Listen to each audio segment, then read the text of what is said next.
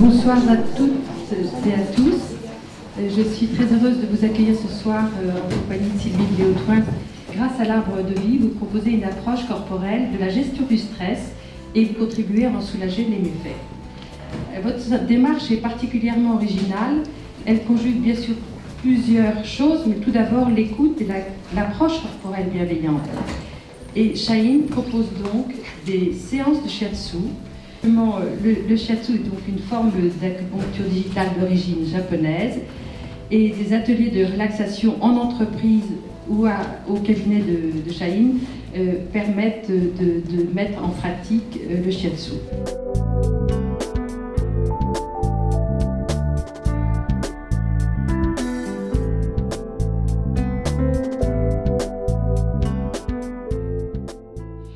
Une fois que vous avez lâché prise, vous êtes dans votre bulle, vous vous accordez du temps, donc vous prenez du recul face à plein de situations. Et il y a une dame qui me dit, voilà, moi j'aime les séances de shiatsu parce que ça me ramène au corps, je me sens encore en vie par votre toucher. Et c'est ce qui m'a touchée le plus.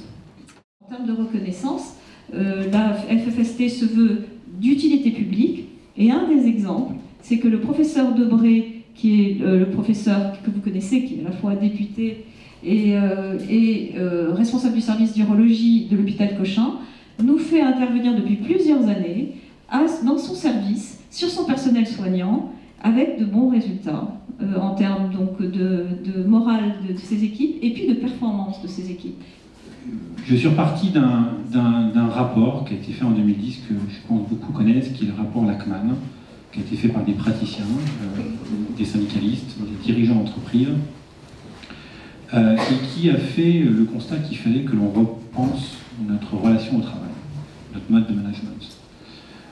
Ce rapport Lachman a fait un certain nombre de préconisations, 10, qui a été explicité.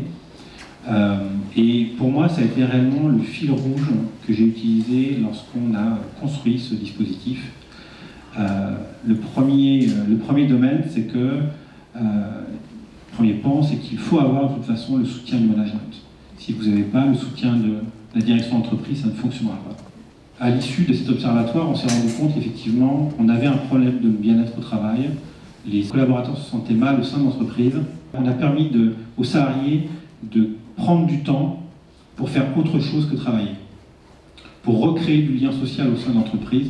Le shiatsu et ce qui a été mis en place et le fait qu'on ait accéléré permet, souvent on dit, est-ce que réellement le shiatsu ça permet de contribuer à la performance de l'entreprise? Oui, parce que vous permettez d'offrir à vos collaborateurs ces sas de décompression qu'ils n'ont pas normalement et qui leur permet d'être concentrés sur leur activité, qui leur permet de mieux passer leur journée. Donc, ça allait très bien, moi que j'étais ostéopathe, donc il faut dire que moi je suis un travailleur manuel, je fais de la médecine manuelle, et donc cette jeune chinoise a introduit par exemple les techniques de relaxation que j'ai fait mettre en place dans mon service. J'avais un service quand même de 200 personnes qui travaillaient pour moi, infirmières, aides-soignantes, etc., donc j'avais un très gros service.